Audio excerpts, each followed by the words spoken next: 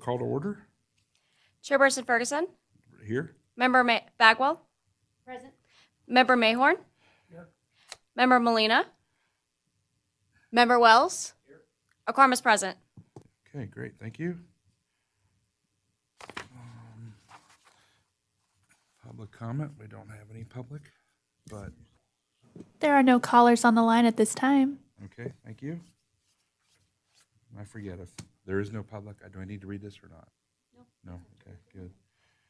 Good deal. All right, up for possible action, approval of the March 9th audit committee meetings, and then the, I think it was a special meeting we had on March 30th. And the minutes are in the package. Any comments, questions? Mr. Chair, I have a correction that's been submitted to staff on the March 9th minutes at 5B for the motion recording. It's 301 has been submitted and corrected. Okay. So if you'd like, I'll move approval of the March 9, 2021 minutes as corrected. Okay, great. Thank you. Oh, there, second. All in favor? Aye. Aye. And then March 30th. I move approval of the March 30, 2021 minutes as submitted. Good. All in favor? Aye. Aye.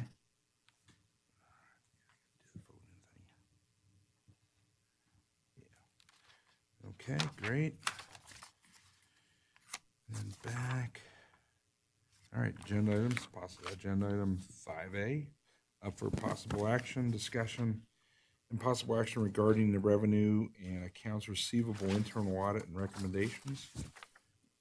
Summaries from Ide Bailey. And Sherry? Did I miss it? Did we do the March 30th minutes? Yes. Okay, I'm sorry. Just want to make sure. We're quick. You guys are quick.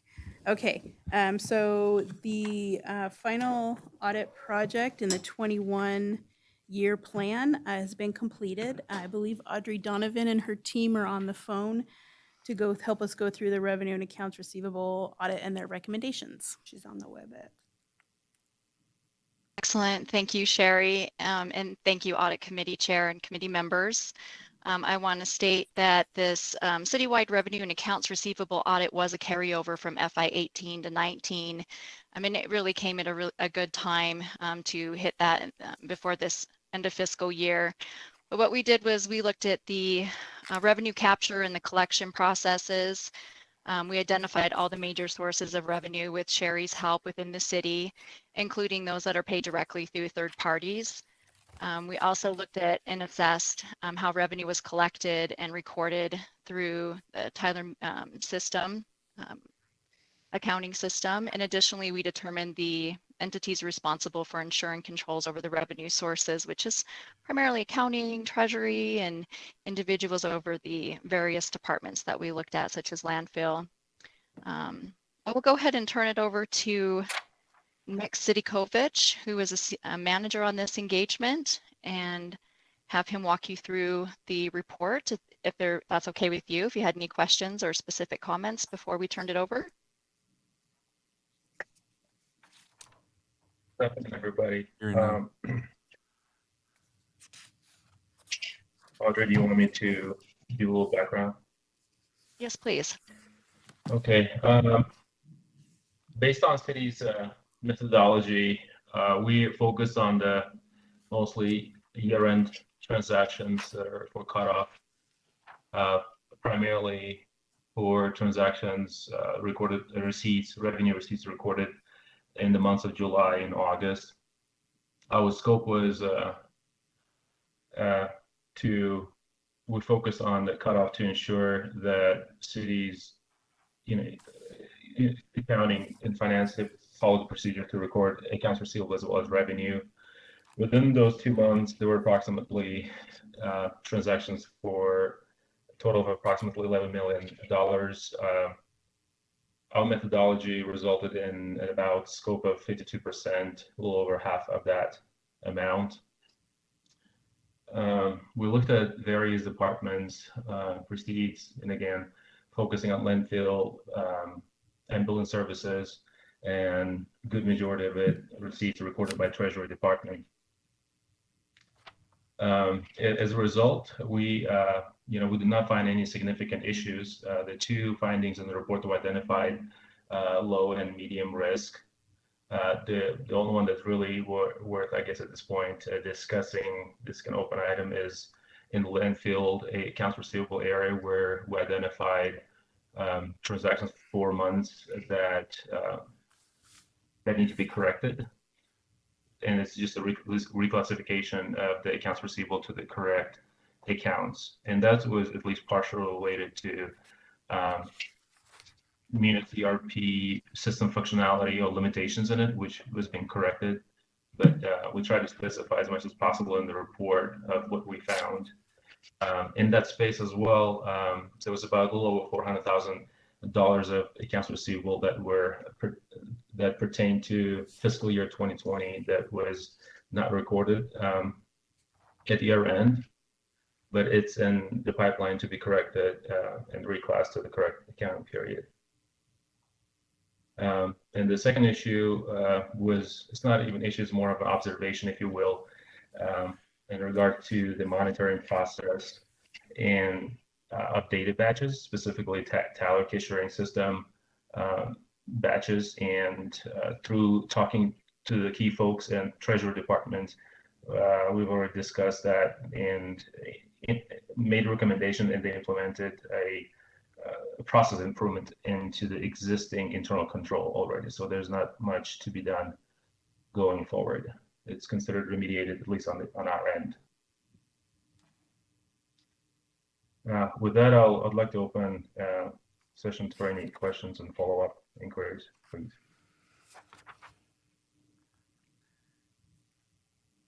Hey, Nick, this is Steve. Quick question. Did you guys look at accounts receivable aging at all? And were there any issues with aged receivables that hadn't been collected on? From what I understand, there's not a comprehensive review of aging reports or aging values like citywide. Not that I'm aware of. There are elements of it where the treasurer verifies on a monthly basis that all the receipts are recorded. Like the individual departments, they perform their own sub processes to ensure collection. For example, we looked at landfill is one of the areas where we focused on. While they do have elements of like aging reports, there's not a comprehensive review, if you will, but there are mechanisms in place within individual departments to monitor aging, if you will. Like landfill has its own accountant, and she works with vendors and looks at the amounts by vendor, how much, by customer, how much they owe. Example, ambulance services, that's the only department that I know of. They utilize a third-party collection agency, and they look at the monthly monitoring AR aging reports, and they act on them. So Just to to answer help, your question, yes, they are, but they are more specific to individual departments, how that it's being monitored. Okay. just to help Nick out a little bit, anytime we write off a receivable, we have to bring it to the Board of Supervisors. It's in the NRS. I can't just write things off. So if we decide something is completely uncollectible and we're not able to get it, we have to bring it to the board and let them know why it's uncollectible. And so we do our due diligence to try to collect every penny. Is there a cutoff there? Like, I mean, if it's just like $100 or something, we're probably not taking No. it. No? Okay. There's no threshold. Okay. And I will state for the record that we did do a write-off recently for the landfill. There was some, 5 or 6 accounts. There was very few that are uncollectible within the landfill, but we did indeed have a write-off that we did recently in the landfill arena of companies that had filed bankruptcy or left during the pandemic or for whatever reason, but we Right. had a small And write-off. they have a component. tough policy too. If you don't make a payment, you end up on cash basis until you pay it off. All right, good. So Nick also did with the, well, actually, maybe this is serious. These policies and procedures around these processes, did they change much with the new ERP implementation? They did. So in the old system, we didn't, nothing was electronic. So we had big files. And so I would go through every year and like tag the journal entries we had to do at year end so we didn't miss anything. And so we'd make sure to catch everything. Well, this year with the new system, everything was electronic. And so we tried to save everything electronically last year so we had something to follow. And unfortunately, the landfill entry got missed. And so I think what I'm going to do is during this audit season, make a checklist of every single thing that we do at year end, every single account that we adjust, everything we double check, so that we can go through that before the audit's complete, before we're compiling the annual financial report, and just make sure that we've got everything. Okay. So you'll see that when we get to the findings list that I'm not recommending closing that until I've developed that checklist. Okay, and then did each of the departments, the 15 or 20 departments here that handle revenue and accounts receivable, were all their policies and procedures updated with the new ERP? If necessary, yes. Okay. So some of them use outside, like the ambulance uses an outside source, and we just do a journal entry for posting the receivables. So depending on what their system is, yes. Okay.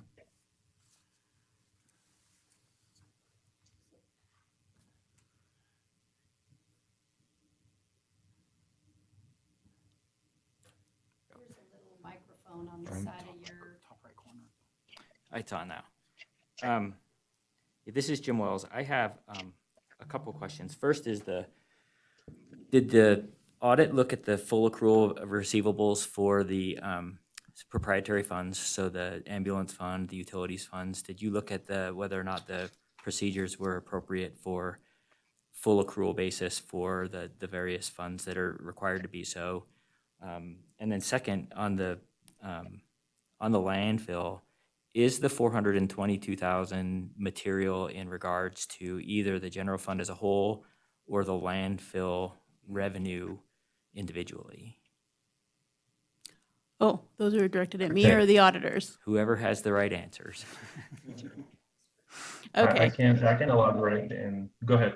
Sure. Well, go ahead with the first question about did you guys audit the enterprise fund receivables? Okay.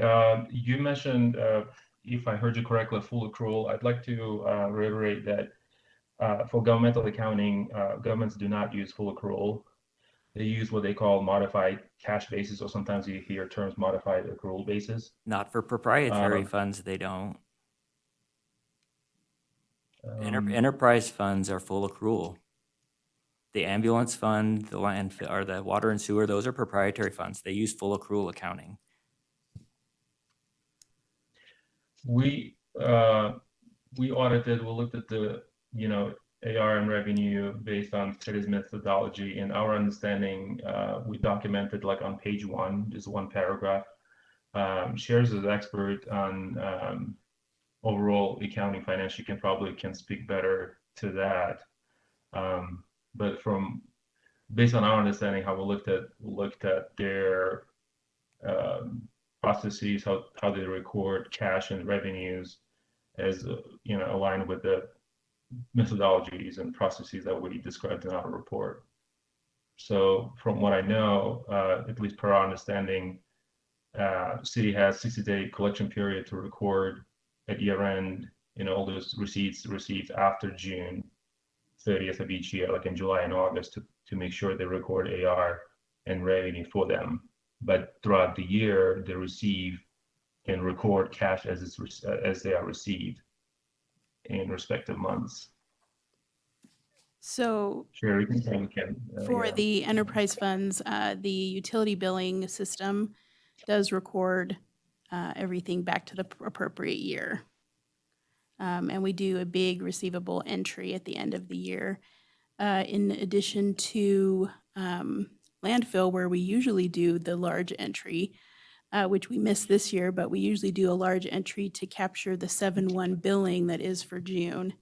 And then it's actually a receivable system, so everything is captured. If we do that entry, everything should be captured because the payment would go to receivable and cash because the revenue should be captured. So I would say for the enterprise funds, it's less of a risk because we have like electronic systems in place. Whereas with the governmental type, that 90 days is a lot of journal entries. It's the treasurer asking me which year to put it in. It's calling departments asking what year this revenue's for. It's a lot more risky because we don't have a big receivable system in place. So for the proprietary funds, the ambulance funds, and the mostly the utilities they're probably the two biggest ones. They have outside systems that keep track of the receivables as you go. Yes. And then is there a process that is used to reconcile those systems into the states or into the city's financial reports so that you know what your revenue and receivables are? Yes, they're modules of the system, so they definitely talk to each other. Okay. And then your other question, is it material? We'll have to get around to this year's materiality and see if it's material. To be honest, I think it's less than 0.5% of the total revenue in the general fund, and usually that's less than materiality. So with what's been happening with the landfill revenues, they've been increasing so much for so many years that if it doesn't make the financials look weird, I'm probably not going to go through if I'm not required to, go through the effort of a prior period adjustment.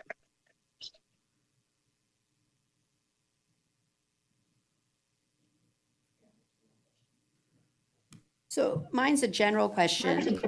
Looking on page 2 of your report, so that I can have a clearer understanding of Table 1 versus Table 2, I recognize that certainly all cash received in July and August is not going to match that with an FY20 designation because there'll also be FY21 cash that's being received for July and August activity.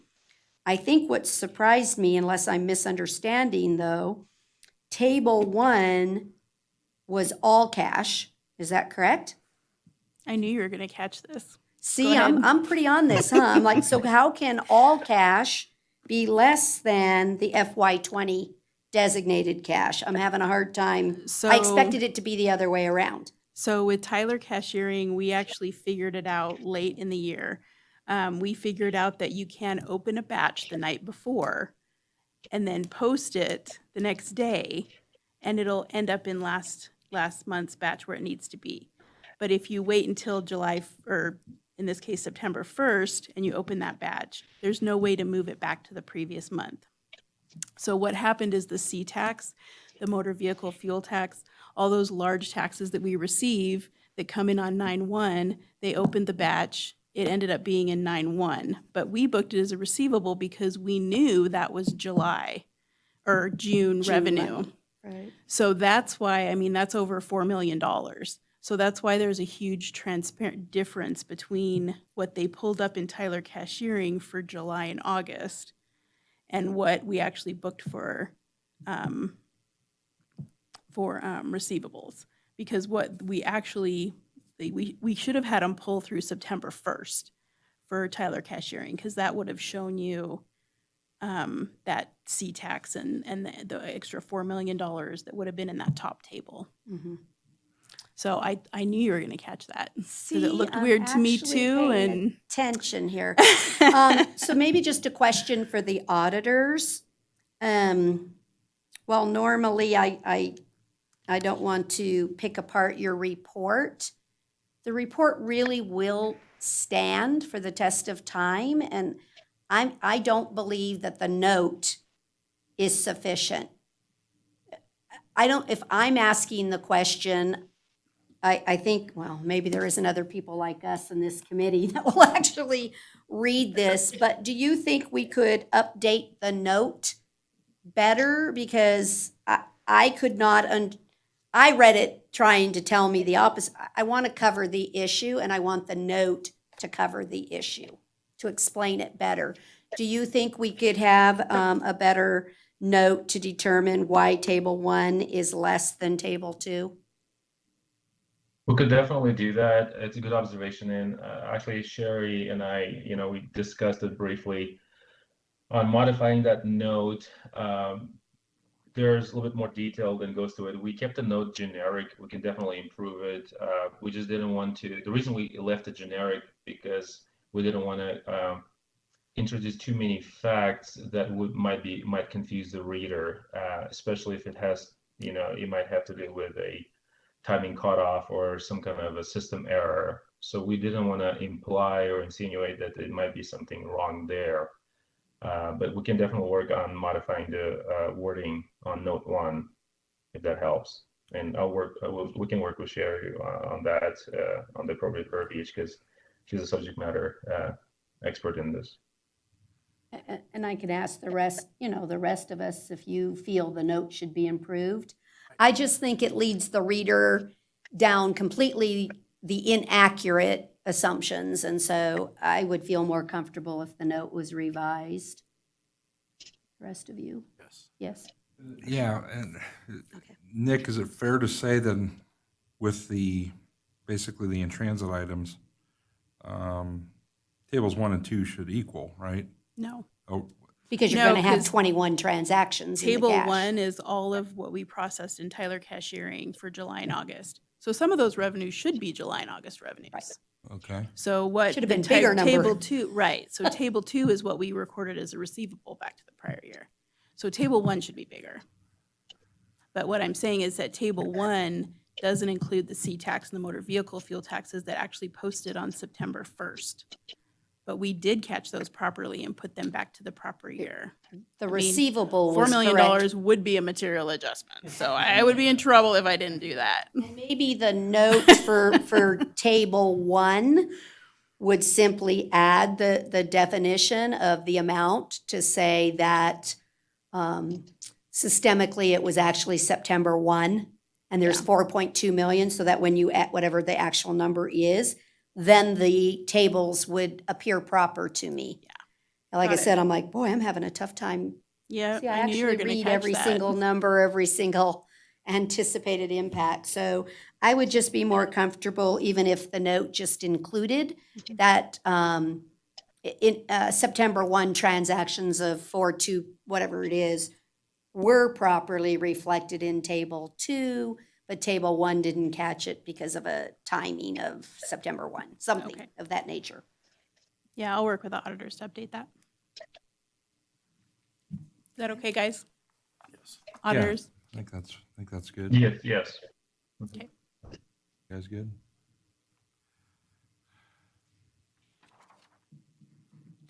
And then on the, I guess it's not, if you're going to update this report to fix the note, then instead of just having the creation of the checklist in our spreadsheet, would you, and the only reason I suggest, since you're going to open this report to make the correction on the note, would you add that you're going to create a year-end checklist in your management response? It is there. It's on Oh. the bottom of page 4. Oh, did I look right past it?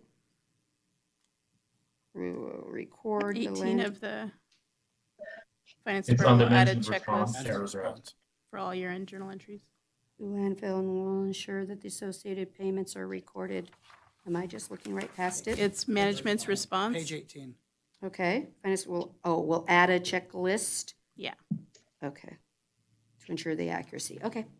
Yeah. I think I was just looking for create. Never mind. Add a checklist. Okay. Can live with We that. already have All right. some checklists at year-end, so. Yeah. Well, you saw where I was going. Yeah. Right. Okay.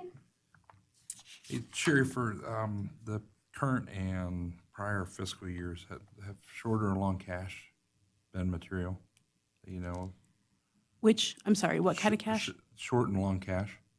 Over and under? Yeah. Cash shortages? No, No? Okay. no. They're And always as a very city, tiny. Have last, this current fiscal year and prior, has the city had any investigations or special investigations related to cash handling with any employees? We did have cash handling internal audit procedures maybe a year and a half ago.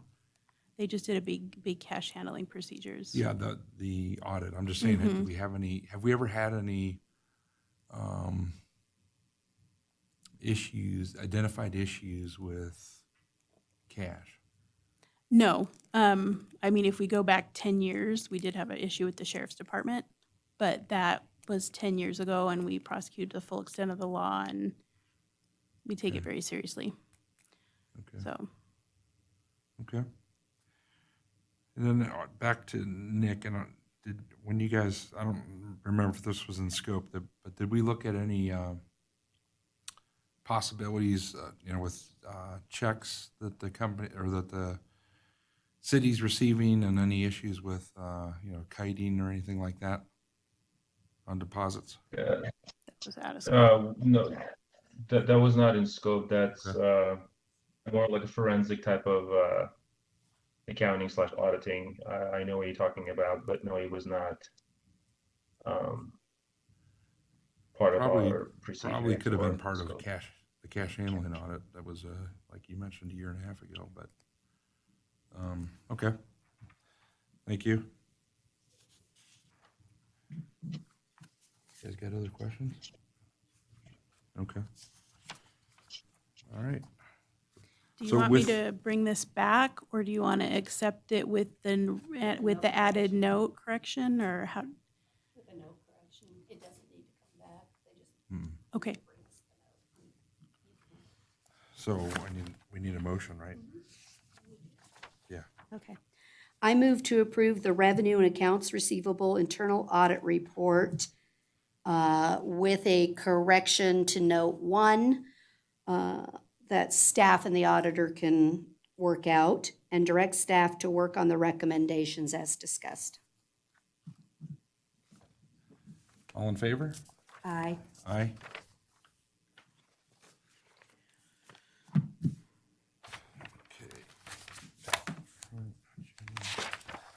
Next item is 5B, possible action discussion and possible action regarding the monitoring review of the enclosure of the internal audit findings and/or recommendations included in the audit findings tracking report, and providing recommendation to the Board of Supervisors to close the completed findings and/or recommendations. Sherry?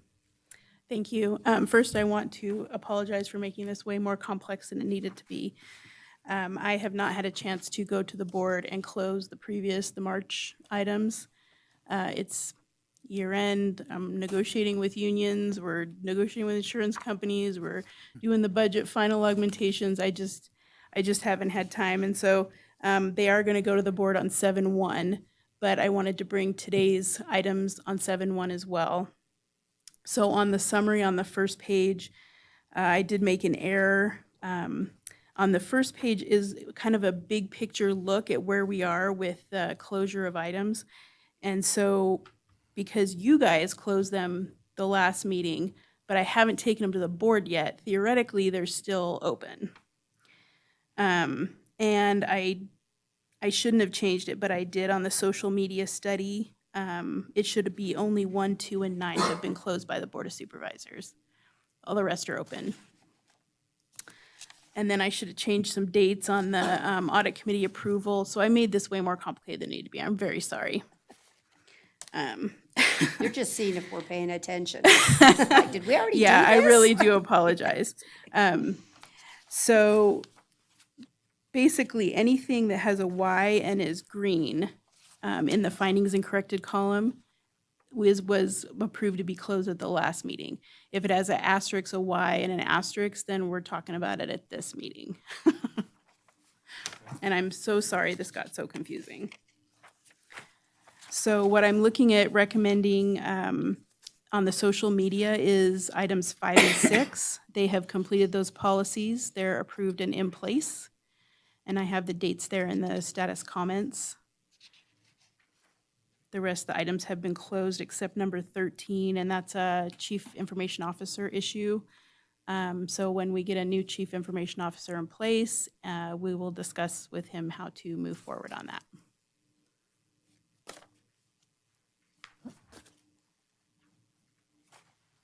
I'm comfortable with 5 and 6 closing.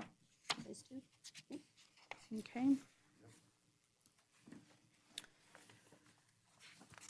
And then on fleet, we only had 3 left. We had finding number 1, number 3, and number 6. And in talking with Public Works, they have implemented all of these. They did approve, the board did approve a position for number 6, I believe. It was the inventory one. Oh, maybe it's number 1. That's number 1. Mhm.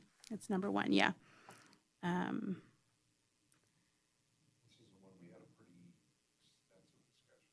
Mhm. I think our real issue is to decide whether this, it kind of corresponds with something that we'll have in a future agenda item here, whether or not we want to leave number 1 open, let the position get hired, and then have it tested. You know, we have the follow-up audit, just to make sure that the procedure we had intended actually carried through and that we got the desired result with the new employee. I hate to leave something open potentially for 5 or 6 months, but I feel strongly in fleet inventory. I don't want to let that pass us by and have to do a whole new audit in 5 years. I think we should let the new employee start, hopefully right around July 1. I know they're working on that right now. So I would say we would accept this and consider putting this one on the follow-up list, unless you guys see that differently. Sounds reasonable. You guys Okay. good? Do you want to do the same thing with the annual utilization then? Because they have agreed really close to June 30th to go through and look at the utilization of the vehicles, and then discuss like which ones they can get rid of and which ones. Do we want to wait and do that with the Yep. same? Yep, Okay. I think so. Again, the whole idea is to make sure that fleet is performing best practices within fleet. I guess that's the right word to say. So I'm comfortable with the responses, just that we put them on the follow-up. Okay. And then the last one, number 6, was about the safety training records and updating the policy to match what we're actually doing. And we did do that and distributed the policy. So I'm okay with closing 6. Are you guys okay with closing 6? Yeah, based on what's So we would stated there. close 6. Okay. Make sure the auditor does that follow-up. And then I did include the revenue and receivables like I did last time, because we did just go through that report. And I broke finding 1 into 2 pieces because to me it's 2 different findings.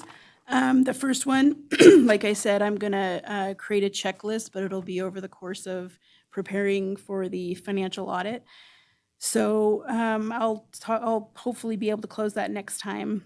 The landfill billings, the first 4 months of the year, I fixed those. It was just a journal entry. It wasn't hard. I just didn't get around to it. It was something that I knew I had to do. And then for the batches and the Tyler cashiering data, Treasurers has put a plan in place and a procedure in place to make sure all the batches are complete. So, and that they just had to talk to Tyler cashiering and work a few things out, but we do have that policy and it is in place. So I was going to recommend closing 2 and 3. I'm fine with those.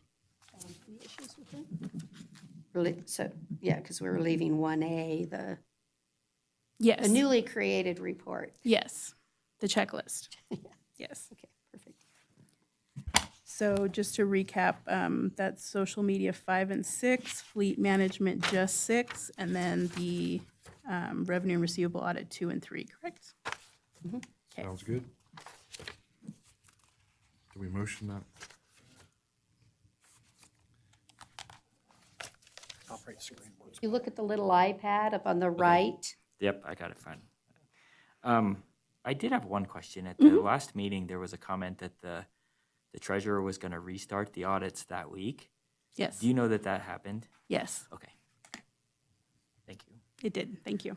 I would make a motion then to close the temporary staffing item, or no, the social media items, number 5 and 6, fleet management, number 6, and the revenue and receivable audit, numbers 2 and 3. I'll second. All in favor? Aye. All right. Okay, thank you. Next item is 5C, a discussion regarding the FY21 audit work program update and hotline activity. Sherry?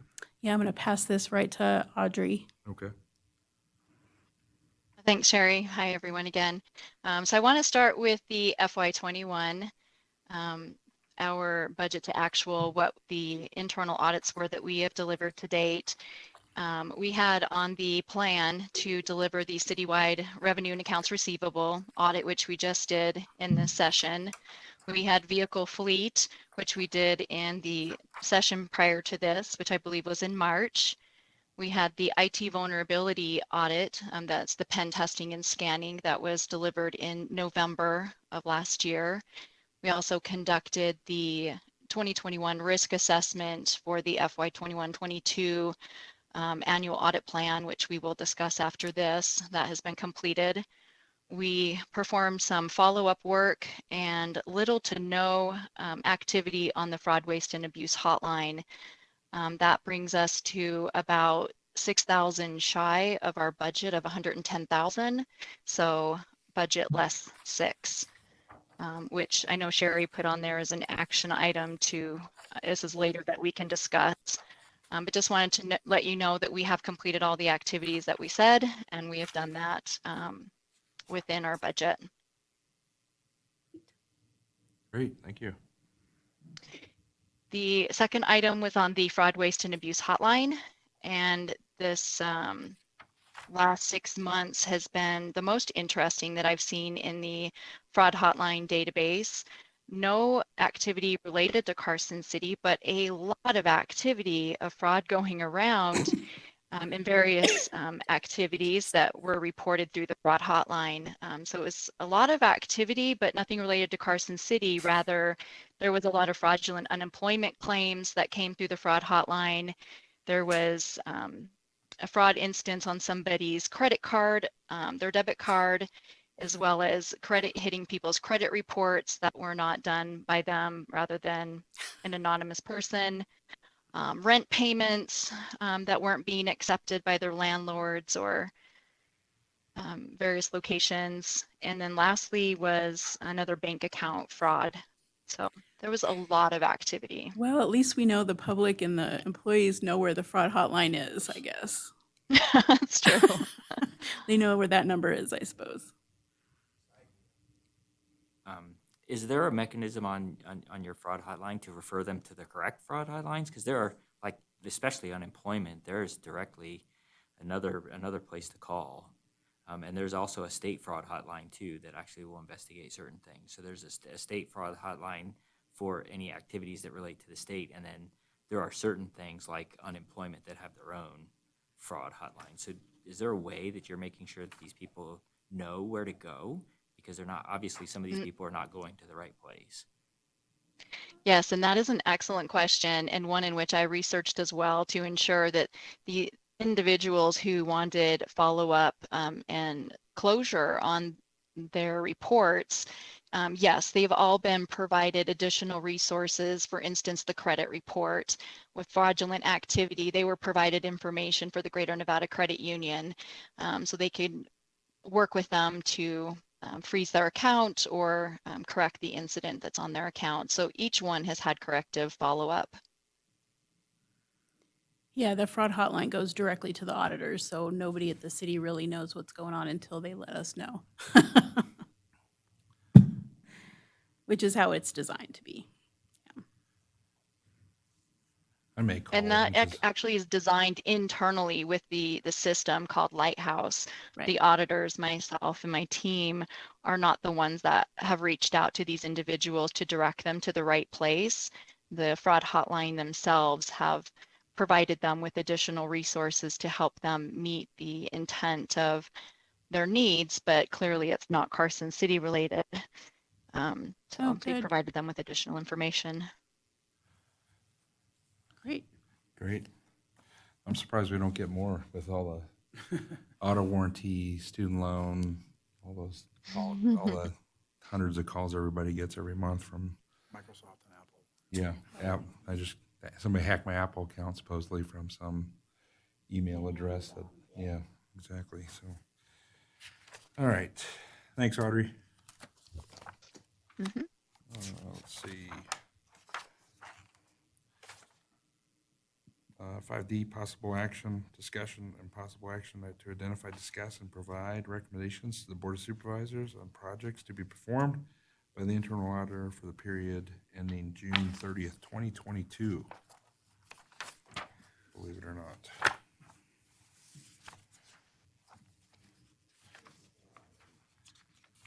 All right, Sherry, you okay if I move ahead on this one? Oh, yes, absolutely.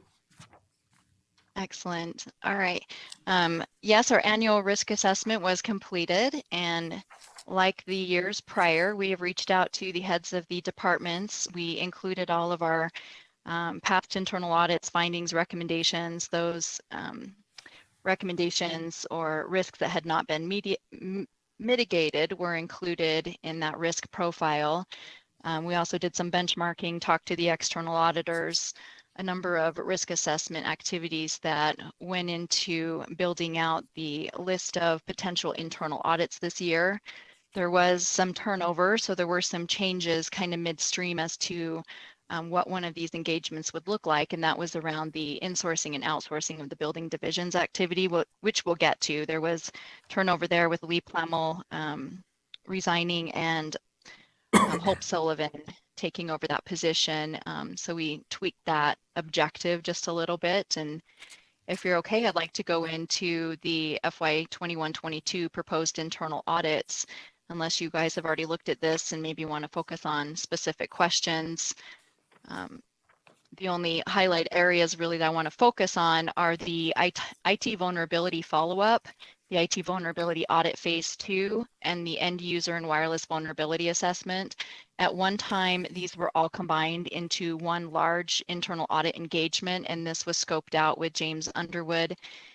This information we have split out into 3 line items so that you can look and pick and choose if you want all 3, 1, 2, each of those have been broken out so you can see the unique objective for each of those. I do have Michael Nugier, our Director of Cybersecurity, on the line, and his teammate, Nathan Kramer, I think is on the line as well.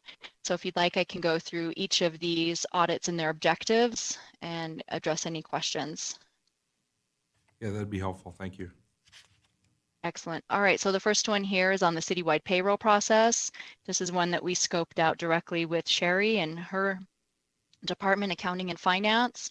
And this is one that we would be looking at all the internal controls, policies, procedures over the entire citywide payroll process. This would mean looking at a number of systems. We've scoped already 3 disparate systems that would be included in this engagement.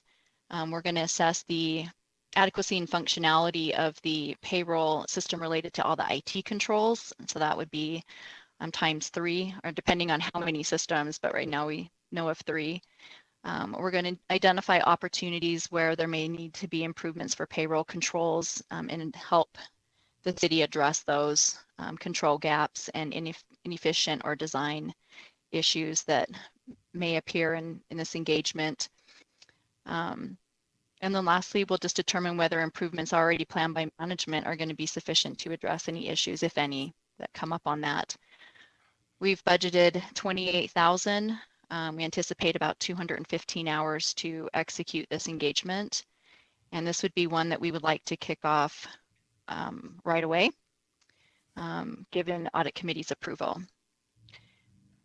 The second one on here, sorry, go Audrey, ahead. question on that one. When's the last time we did an internal audit on payroll? Looks like 2016. 16, okay. And did the new ERP system impact this at all? Yes. Okay. Yes. So this is the last system that the ERP system affected that we haven't looked at yet. Okay. Okay, good. Thanks. Mhm. The second one on here is the insourcing versus outsourcing of building division activities. And this is one that we spoke with Hope Sullivan about this and spoke with Sherry and a number of individuals in the city and understand that this is a risk internally to her organization with regards to the building division staffing as well as outsourcing. So this is worded differently than you might see for most internal audits, but we're going to assess the building division staffing structure and service levels to help inform that decision-making process of outsourcing, also known as privatization, versus bringing activities in-house, also known as insourcing, with supplemental outsourcing of building permits and inspections, meaning there's going to be a collaborative effort of outsourcing and insourcing and at what capacity is going to be the most efficient and effective for the city. Additionally, we would like to compare the qualitative and quantitative data points with peer cities and benchmarks. And this is really to help inform that decision-making process and help the city identify new ideas and opportunities as you move towards making the decision of insourcing this activity. Question on that. Mm-hmm. We have a contract with a vendor to provide services there. When is that contract up for renewal? I believe it's a That was- fiscal year I contract. know Sherry can answer. Yeah, I think it's a fiscal year contract. It's just a year to year? Well, we had a 3-year contract, but I believe it's up this year. So we're looking at potentially doing 1 year move forward on that contract so we can go through this process and see if it's cheaper just to hire our own people. I know Hope's looking into this. Okay, I just want to make sure what the contract period is, again, if I don't have the opportunity to utilize results, then I don't want to do this one yet. I want to know for sure when the contract, and maybe Stephanie can get that looked up for me just to make sure what the contract term is. Because again, when you're going to study something, I need it to either come in time to give me data to make a decision on whether to continue to utilize the contract services. That's the objective of this audit? Is that what I'm gathering? The objective is to determine whether we should continue to contract? Yes. I think Because that's the Hope's objective- main priority. Okay. I just want to make sure that when we decided to contract, a component element of that was a contractor has the ability to downsize or upsize based on our actual needs, which as a governmental entity, we're unable to respond in such a, so I just bring that up to, I don't know how you qualitatively include that in the review, but if we go down that road, that was the underlying reason we contracted in the first place. Right. I remember. Yeah. But you can check out the date for me. Thank you. So just, All right. just so I understand, ahead. what's all included in the scope of the building division? Is it, it's not public works stuff, right? Because public works. No, it's building No. permits basically and business licenses are the Oh, two this is primary. gonna include business license? Well, I think they were looking at the intergov system, which does include business licenses. Because that's not part of the building division. Well, No, the building division would only be building permits. But I think the auditors will do whatever we need to do, and business licenses have been kind of sketchy in the new system, so we thought it might not be a bad plan to add those as well. I actually like that one better than the building division. What do you mean by sketchy? Just the new intergov system, basically the owner of the business had to log on and create their account to pay their building permit. and Hope is having a hard time figuring out who has done that and who has not. So I think there's probably several businesses out there that might, not be properly licensed. And she's been trying to go this for 6 months. She's been trying to figure this out for 6 months. So Let's it's talk a little long bit process. different about the business licensing. We purchased a program in which we believed that would be more conducive to the customer being able to create their originating account, and then annually it would automatically create their invoice for renewal. The automatic invoice for renewal is not occurring. And then the system is overwhelmed with people trying to get in there to create.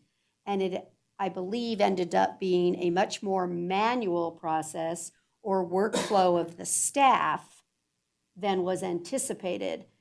The real issue is, for me, that one is more likely to need a review and a decision on whether we continue to utilize the existing software or whether we have to recognize that that software is not going to meet our needs and look elsewhere.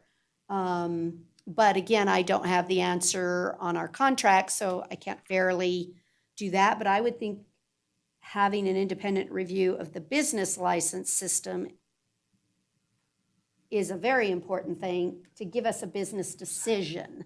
I guess that's what I'm trying, somebody from the outside looking at it, telling staff it's time to let it go, right? Or invest a little more to get a module piece that you need.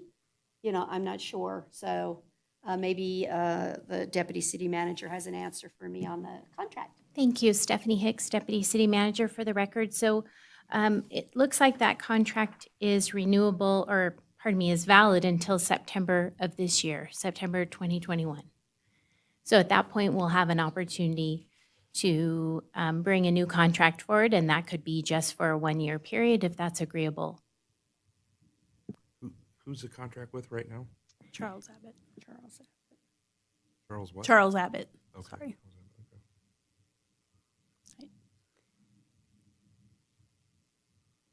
Okay, thank you so much.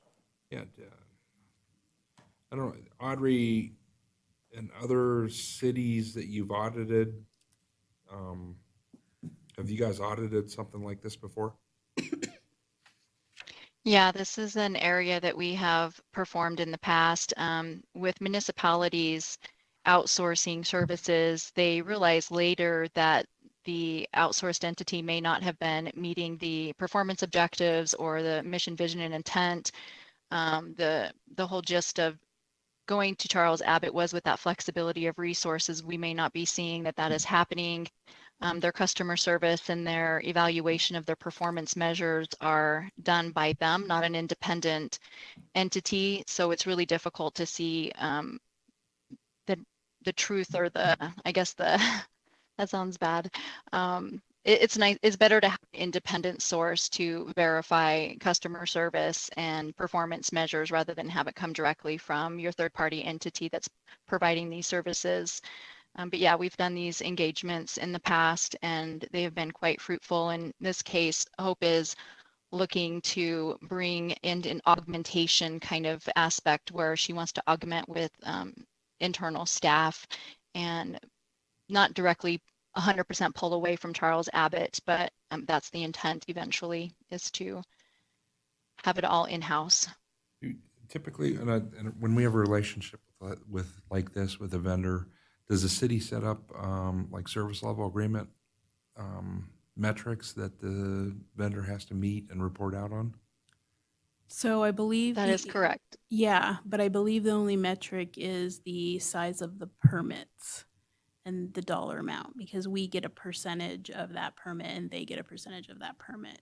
Okay. So I'm not sure there's, They have benchmarks, Actual, though, like- that indicate they're to process within 10 days receipt of it. Yes, So, I think yes, so, there yeah. are performance benchmarks. The question is whether or not we have results from said benchmarks. You know, like is Charles Abbott performing the intake of the permit and the initial review within the 10 days? And it is currently a bifurcated system. So you have Charles Abbott doing the building permit piece, but it is a city engineer and the city fire department and the city health department doing component pieces. Again, there's never a reason not to look at things to determine whether or not we should change the benchmarks, continue to use them, not use them. Again, I just want to make sure when we look at this whole list, what's the most important, what's going to give the residents of Carson City the biggest potential for improvements or risks or things like that. And I think that's really what we're here to look at, as to what we think is the highest priority. But September 2021, they're not going to have this audit done Yeah. timely enough for me not to have to renew, correct? Right. But that's why I think Hope was thinking we could renew for a year and get the results of this and see where we wanted to go with it. Now let's go through, let's look at some of the other ones too. Okay. Just one quick question on that last one. From what we've been talking about with the business license, I'm Not sure in here. this isn't about ours. The business license isn't even in here. Yeah, it sounds like And it's not one that came up in the risk assessment, so it wasn't a discussion that came from, I'm gonna guess you had a combination, and that's part of the problem with Lee and Hope taking over and looking at one priority. Did the business license discussion not, well, I'm gonna just say for myself personally, that impacts all of our businesses across our systemic issuance. And so I don't know, depending on what we do here, there may be a little money left over, just depends on how we pick and what we look at, that we wouldn't ask you to come back with a small scope to look at the business license. I mean, I need some good answers on whether to keep it, scrap it, what are some viable options in the business license, and I think that's a huge risk factor. Twice, we as the Board of Supervisors have extended and done forgiveness deadlines, got rid of penalties. We really need to have a safe and systemic review of that business license process. So just my personal 2 cents. Okay, Audrey, thanks. Next one was the Excellent, fire thank you. prevention. Yes, fire prevention and inspection, and this one is quite a lengthy internal audit objective here, where it's to determine whether the fire prevention division of the fire department is compliant with the established legal and regulatory environment.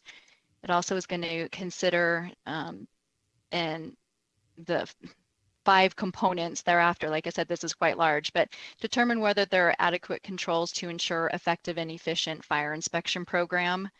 2 is to what extent is the fire prevention division meeting and maintaining the inspection requirements, which we understand they're not. They're far under exceeding their goal. How the fire department manage the fire inspections, including methods and systems, including software and scheduling inspections. 4th is the review the adequacy of the staffing relative to the workload. And then 5th, evaluation of plan reviews and inspections specifically related to cross-department functionality and their effectiveness. Is this So one we've? I can tell you on this one that we the board gave them a part-time employee a couple of years ago, and they were unable to hire a part-time fire inspector. So this year, as of July 1st, they got another full-time fire inspector. So I feel like this is one audit that we might be able to put off for a year and see how that full-time fire inspector is helping them get caught up, Yeah, the odd. rather than do an the audit audit wouldn't that's be going to tell us what we advantageous. already know. Right. Yeah. Right, I agree. Don't need it. I agree. Have we, when's the last time we audited this? I don't know that we ever have. I don't remember as long as we've been. No. And I don't think it rises when I don't know. I want to do the IT Mm. tasks personally, but Well, there's when we're some, weighing it all, right? yeah, I mean, if the city's not on top of the inspections, there is some legal risk here, right? Like if something weird happens and we haven't done inspections when we should have, and something happens and, Yeah, I legal mean, regulatory there's a requirements. liability and Sorry, go there's ahead. regulatory, but like I said, we've hired and we've allowed them to hire a full-time fire inspector. okay. So I feel like it's in process of getting addressed. So if we hire somebody now to tell us what we already know, need to it's hire not somebody. really gonna help us. But, you know, maybe if we wait a year and then maybe do it, then we can see what the effect on this full-time person was, if it helped us, if we're still behind. That's just my 2 cents. Yeah, fair enough. Fair enough. Any other comments, guys? Okay. Audrey, next, the ITs. All right, the first one on the IT is the follow-up from last year. It's to evaluate the progress against the reported vulnerabilities that were reported on in November. That one is 5,000 to go through and look to see if they've been remediated and properly mitigated. Okay. The second one is phase 2 of that engagement, and expand on what was previously performed, basically do another reperformance, identify and mitigate any new vulnerabilities that are in the city's network, the data network, and ensure it's properly protected from the unauthorized access. And then lastly, to determine whether controls are effective in protecting network confidentiality, integrity, and availability. That one came in less than what we charged last year. And this is based on lessons learned and our leveraging of the same resource from last year, knowledge gained, and able to transfer that information. Hey, so on the phase 2 one, is this an expanded scope, an additional work that we're looking at, or is this rehashing the audit from last year? Like following up The on way I do have Michael Nugi on the phone, and he can correct me if I'm wrong, but I look at that as expanding, but basically reperforming what we did last year, very similar activities that we performed last year. Okay. So And why would we do that? You're experts on the line. Tell me why the phase 2 is important based upon we just did a phase 1. So Period. phase 2 would take into consideration a network is a living, breathing organism in every sense of the word there. And so new technologies, new hardware, new software have been implemented in the city in the last year, and so it expands the scope, and you find new vulnerabilities every time something new is introduced into the environment. It introduces new security weaknesses, and so we always recommend at least one yearly full vulnerability assessment of the network. So what, may I? Mr. Yeah. Chair? Yeah, go So ahead. what's our risk if we looked at IT vulnerability every 2 years as we did, to my knowledge? I don't think we added any major systems this year, and our vulnerability will happen over this next following year when we implement utilities, correct? yeah, So I also So vulnerabilities we've are not added anything. static. Yeah. I also Right. think And vulnerabilities since- are not a static. Vulnerabilities are not a static. They're released monthly from the NVD, the National Vulnerability Database, and so every time an operating system is updated, every time anything is updated within your organization, new vulnerabilities are found to exist. And so understanding where those lie, where those security weaknesses lie, and being able to gain that visibility and get the remediation guidance is a very valuable solution. So you're recommending that we do this every year? At a minimum, yes. So if we do move forward with this, I would recommend later in the year because we're in the process of hiring a new CIO and it's going to take him some time to get up to speed on everything. Absolutely. I think 1 year from the last assessment will be the September-October timeframe. Well, but that's not going to give him 6 months, so it would end up being. Yeah, go ahead. You know, this is kind of one of those things that you could audit today and then the vulnerability will come out tomorrow. I know. You know, I think it's a snapshot in time, and I think that we just did one. You've got no real new systems. Obviously, like I said, every day there's new vulnerabilities, but you can't do this. And part of that should be your IT staff's responsibility anyway, is to do some of this daily, day-to-day testing. I would be looking to put this one off until 22, or I guess this will be 2023. And it could be to the front of that Yeah, year. it could be I mean, early. right, we can Yeah. make that a July, August. Sure. Uh-huh. Like we're looking at the payroll today, we could bring already the Sure. Yeah. agreed upon procedures for the next round, giving the staff person an opportunity the new one, to write up all their processes too, because that would give this team a good opportunity to validate that process too, to say, hey, you're missing And this validation step or that validation step, so that we're and I think the doing. follow-up is important. I would do the follow-up one. Yeah. I just don't know that I would do another new one until that early 2023. Yeah, and I think it's important to let this new CIO get in place and see all those findings and be able to address all those findings before we do the follow-up, because that's not really fair. Well, and If- to let him know, I mean, he'll Right. has the report to kind of know Yes. where the shortcomings are and where he needs to focus his attention to begin with.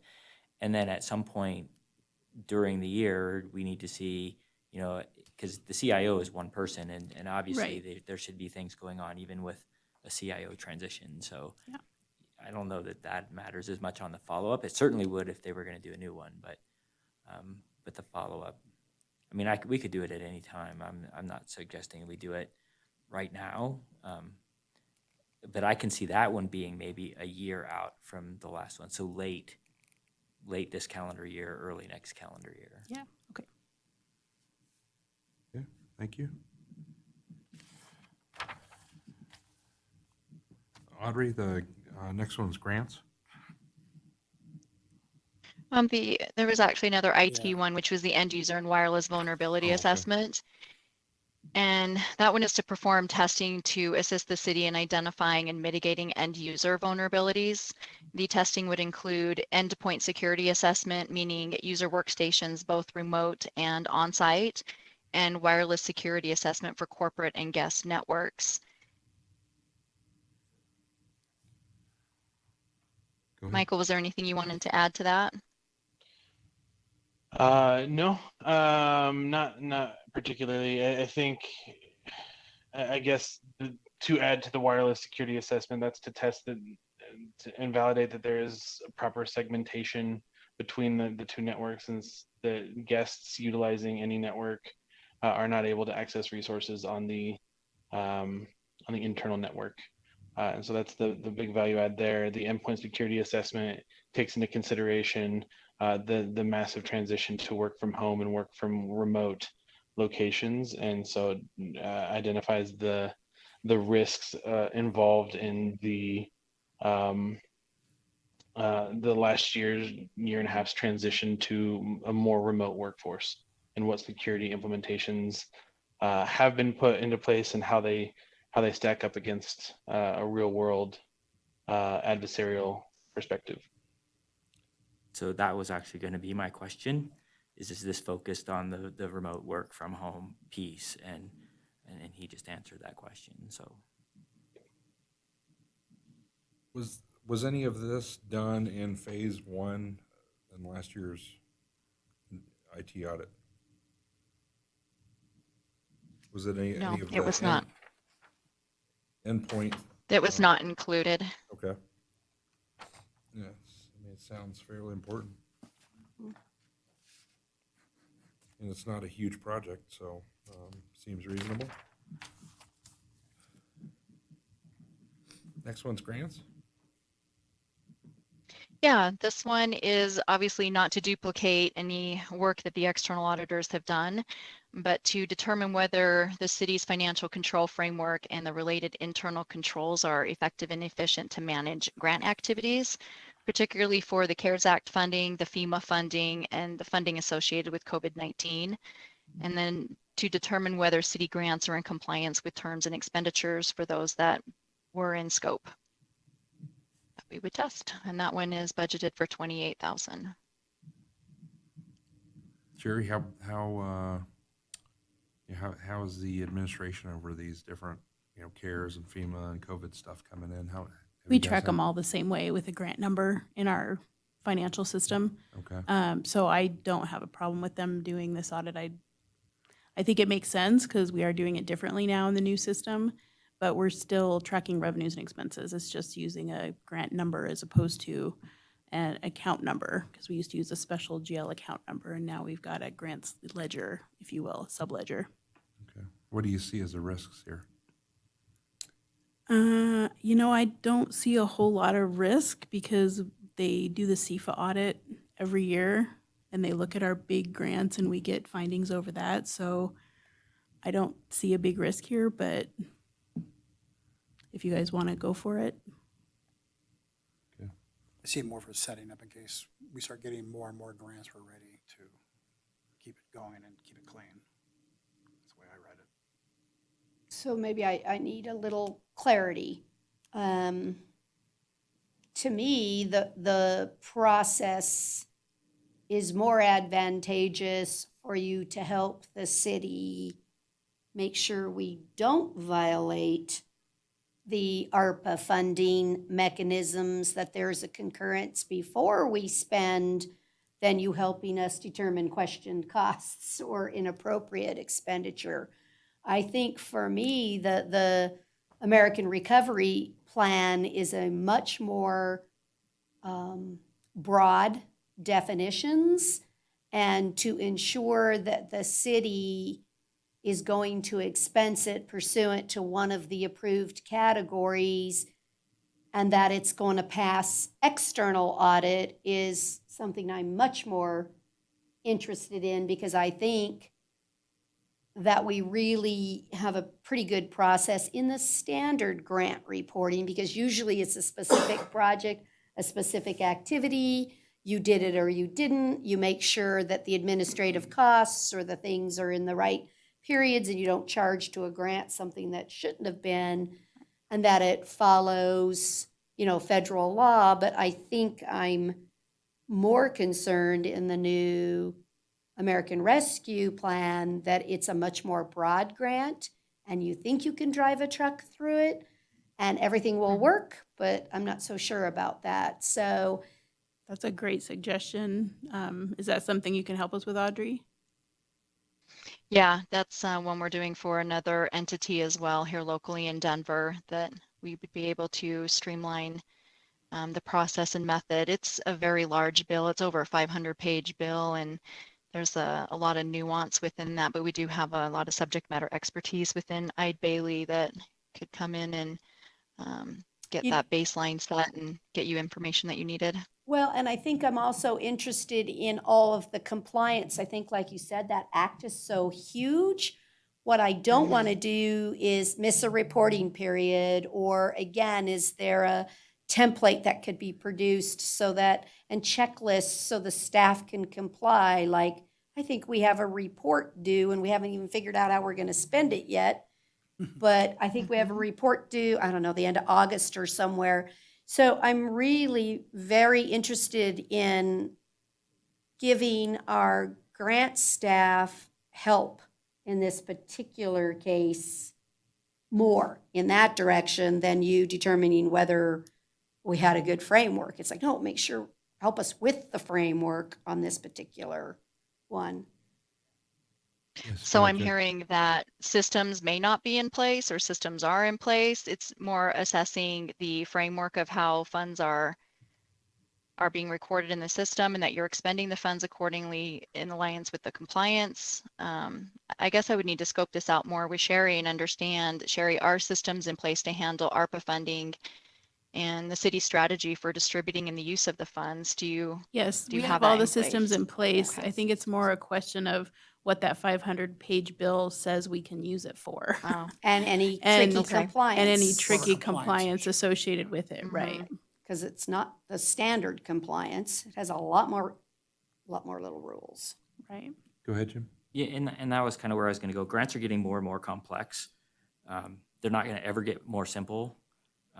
And so you want to have these right things up front. Actually, this was the top of my list because I think that, because of the complexities in some of this new funding, because of what happened with ARA, everybody remembers what happened with ARA. A lot of the regulations and compliance stuff came in late. And so keeping on top of this and making sure that there's processes in place for correctly allocating, correctly limiting any administrative allocations that are in the bill, and keeping track of all that, I think is super important and something that you can probably set up to use permanently going forward as these, like I said, they're just going to get more and more complex as we move out. Yeah, and every grant's different, so it's hard to use one framework for everybody, but I mean, the main thing is that revenue equals expenses, right? So we have that in place, that framework. It's just we want to make sure that the expenses are allowable and what little earmarks we need to do and But that's what I was kind of getting at is, Yeah. every grant has like different caps for administrative costs. You're right that eventually at the end of the day, revenues have to equal expenditures, but what expenditures can be matched to the revenue? And I think once you have those procedures in place, even if they change from grant to grant, the theory and the high level processes are in place to map it out. So Audrey, for me, I'm really interested that our fiscal and grant staff have the ability, to work with your team, pretend, the city is considering expanding, gonna put a playground in at such and such an area, or a tennis court, or a pickleball, or whatever, and this is our definition and how we see it meeting compliance. Well, every couple of days, they're putting out new treasury determinations and guidelines, and just that we have a team that can look at it and say, yes, but you'll need a statement on the record that indicates why, and that will make it eligible. In not that everyone's perfect, but the better we do this in the expenditure stream in the first place, the smaller the risk or the odds that money would be taken back, because certainly the city doesn't have the ability to pay it back. I mean, these are not normal revenues, so I don't have a source to pay anything back with. Right. Anyway, that's.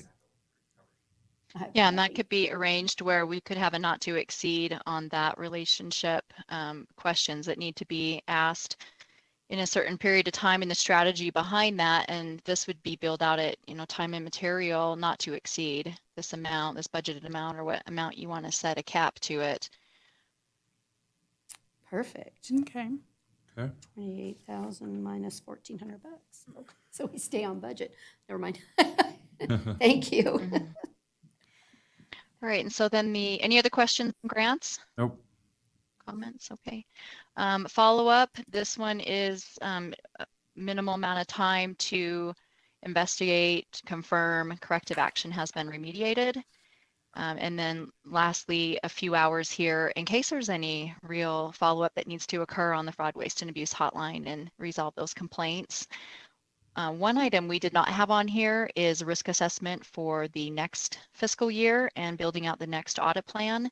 And that is because of the contract coming up next year.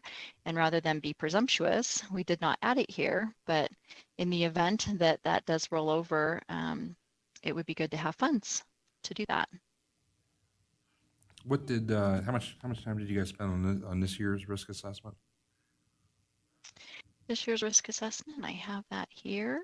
It was 40 hours and 10,000, 10,000. Okay. just shy of 10,000. Okay, I mean, from the sounds of things, fire prevention and inspections we're pushing out to the next fiscal year, and the IT audit phase 2, we're pushing that out to probably early part of the next fiscal year. Yeah. So that pulls out 67,500. It's at 111,400. Okay. Well, and then we could reduce grants by the 1,400 to make it 26,600, because it's gonna become a time and material. Yeah.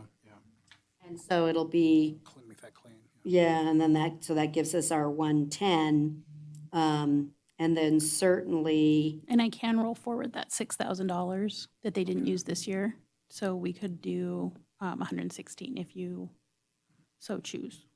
well, I think the only issue I have is it doesn't matter who the internal auditor is, we'll have a risk assessment. And so the question is, what I'm saying is, it's not necessarily dollars to this accounting firm, to whomever we're gonna do, we need to reserve the 10,000. So if that means we've got 116,000 available, I'm just suggesting that the grants category will be adjusted accordingly to get to the 116,000. This is T and M.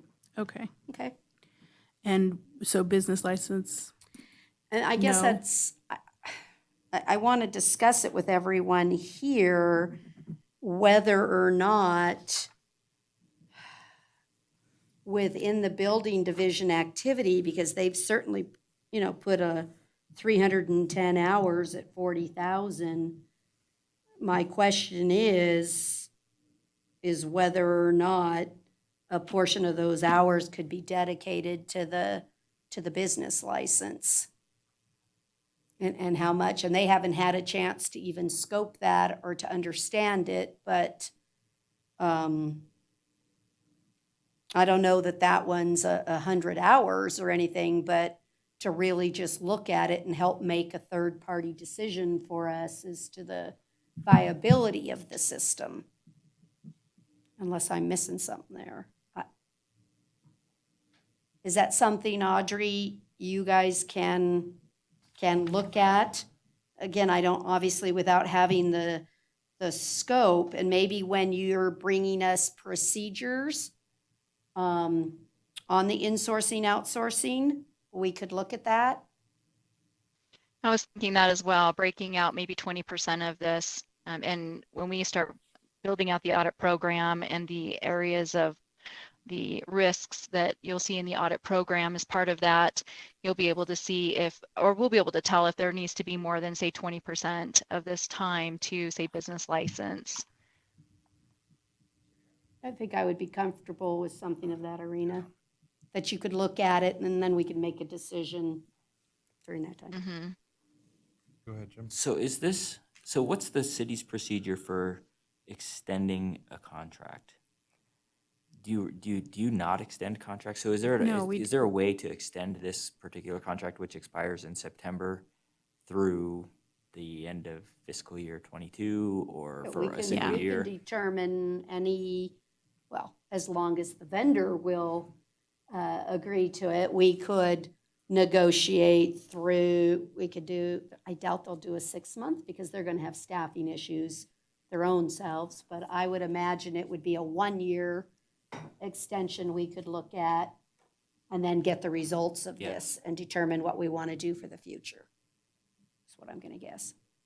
Thank you, Stephanie Hicks, Deputy City Manager. For the record, I just wanted to advise the committee that I received word back from Hope Sullivan, and her plan was actually to do a 2-year agreement with them in bringing that forward to the board in August. And that would give, because it expires in September, but it would give an opportunity to evaluate the outcome of the audit and determine what next steps would be for the city with a little bit of extra time.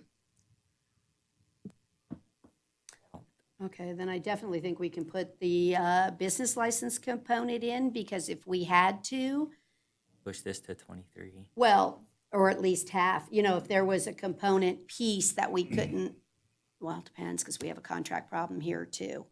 But we could always extend just this one audit, Yeah. 2 months or whatever, and fund a differential if there's lots of things we can do, There's ways to so, okay, 'Cause thank this, you. This is another one that I thought would be beneficial to the city to tell Yeah. whether or not the decision to outsource to Charles Abbott was a good one or not. Actually, this was second on my list, so I actually Works. thought this one was a good idea to kind of just get an external review and feedback, and like I can't remember who said it, but looking at those performance indicators that are self-reported and making sure that they're accurate, and that they're reporting the information Well, that correctly, they're and delivering, that they're the delivering contract. what they said that they would deliver. So I liked this one as well. So okay. So we're not doing the fire prevention, and we're not doing IT phase 2. IT too. And then the grants program, you'll adjust to a time and material to fit the budget process. Yep. And on the insourcing and outsourcing, we'll see what we can do to include a business license component. Yep. Right? And we're gonna start with payroll this upcoming quarter. Well, yeah, That's the next item. Next item, yeah. Mhm. Okay. We need a motion on that? We can do it. I think it'd be a Jerry, good anyone? idea for just for clarity of direction. I think it'd be a good idea to do a motion. Okay. All right, I'll make a motion to accept the audit plan, subtracting out fire prevention, subtracting out IT vulnerability 2, adjusting grants to a T&M procedure to bring us into budget at 110, 116. 116. With the 6,000 rollover. Do you have a second? And that the building division 1 includes a business license. Business component. license overview, yes. I'll second. Okay, all in favor? Aye. Aye. Thank you. Okay. Thank you. Next item is the payroll audit. And 5E, discussion and possible action regarding review and agree upon procedures suggested by I. Bailey regarding payroll if selected as part of the FY22 audit program. So this one, so that Ide Bailey can hit the ground running and not wait 3 months to start the fiscal year 22 audit procedures. So we guessed that you guys would select the payroll as one of your selected items. It wasn't a hard guess, but it was a guess. Yeah, good So guess. so we put together the, or I should say Audrey and her team put together the agreed upon procedures. We discussed the 3 different time and billing systems and how they feed into Munis, which actually pays the payroll. So I think the report that they've provided is pretty good. If you guys want to add any procedures or anything, that's what this discussion's all about. Okay.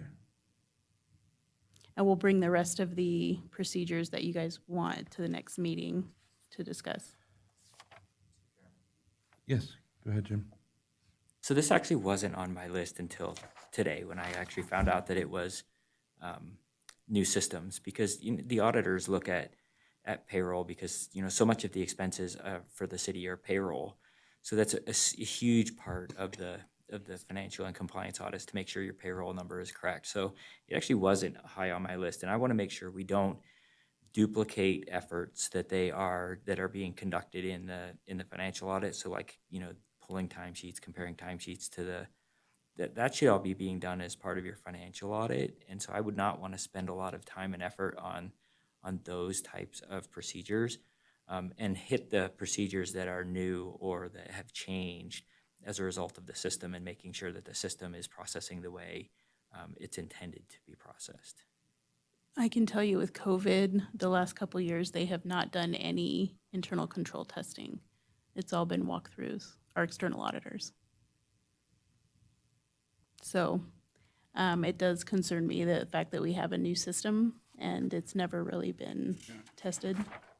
Yeah, That's why I said this wasn't on my list until I Yeah. found out that it was all new systems, and so Right. that makes total sense to I me. have I'm great totally on faith board. in the, my key payroll manager who implemented it. I have great faith. I'm sure she's caught everything, but it really would be a great benefit to us to And make there's sure. and there's always that, most people won't tell you if they're overpaid, but you can guarantee that they're going to tell you if they're Yes. underpaid. So the Absolutely. vulnerabilities and the risks are a lot more specific when you start working with payroll. Mhm. So that's why, I would want to look at some of the things that could lead to, overpayments that might not necessarily get caught, as opposed to, people being shorted. Because I can tell you that 99.9% of the people who are shorted will tell you within 5 minutes of the direct deposit hitting their paycheck or their bank Yes, account. you are correct. Yes.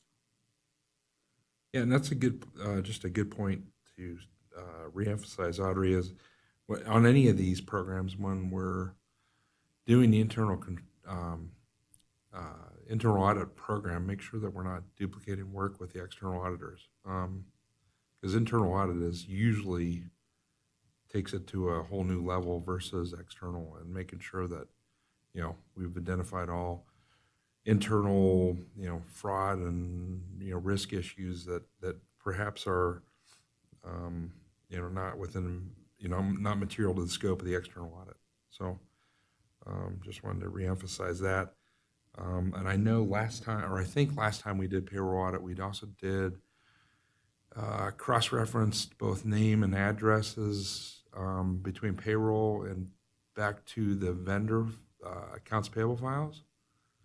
I think we found a couple of issues there, and I don't remember the specifics, but I think that's always a good test to run when you're running a payroll audit, to make sure that people who are on payroll aren't also showing up in your vendor file somehow. And if they are, there's usually a good reason, but it's always good to double check. Did find some good reasons, I remember. Yeah. Any other comments? Yeah, you have an excellent memory. That did show up in our last one. Mhm.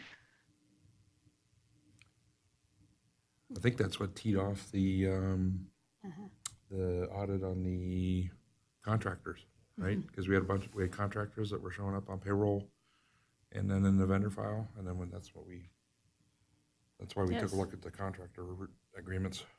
Mhm. Any other questions, comments on this? I mean, payroll is payroll. There's new systems, and obviously that's what we want to identify and assess, the new systems and new controls that are in place.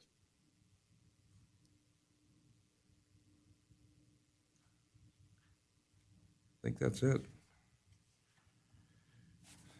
Do we need a motion on this? Yeah, we do. Chairman, I would move to direct Ide Bailey and staff to proceed with the payroll agreed upon procedures as discussed, with the addition of the comparison of the employee list to the vendor file. Second, all in favor? Aye. Aye. Okay.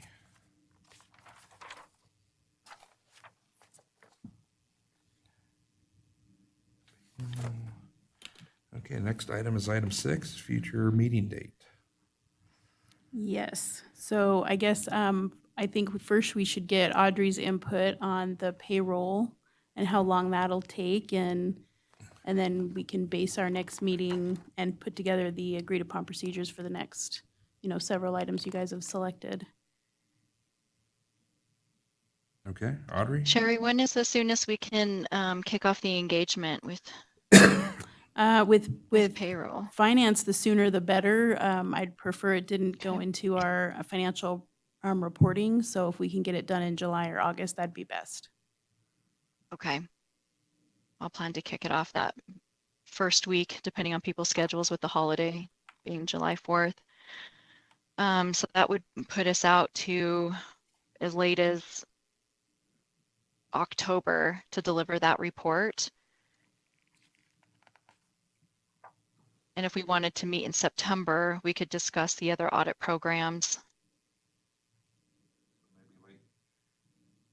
Maybe late September? Or we can, Does that push you Yeah. too far for procedures to kick off any of the other audits? Yeah, that would be a really tight turnaround. Okay. For the fiscal year. So do we want to meet early September or end of August? Just for agreed upon procedures and then, Well, Labor Day's the 6th. What about day after, 7th? We usually meet on Tuesdays. September 7th? Number 7th work for everybody? Same time, 1:30? All right, I will make sure the room's available. Okay, great. If it's not, you'll hear from me. Okay, thank you. Public comment, did we have any public join on the line? We do have one caller on the line at this time. Caller, when you hear the 2 beeps, it'll be your turn for public comment. Please state your name for the record.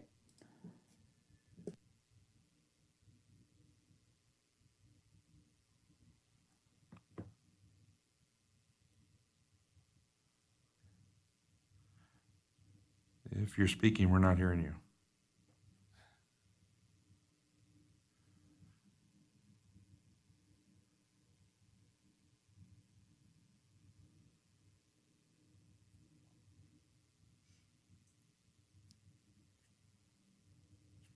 Maybe it's somebody that wanted the fraud line for a unemployment fraud. Maybe.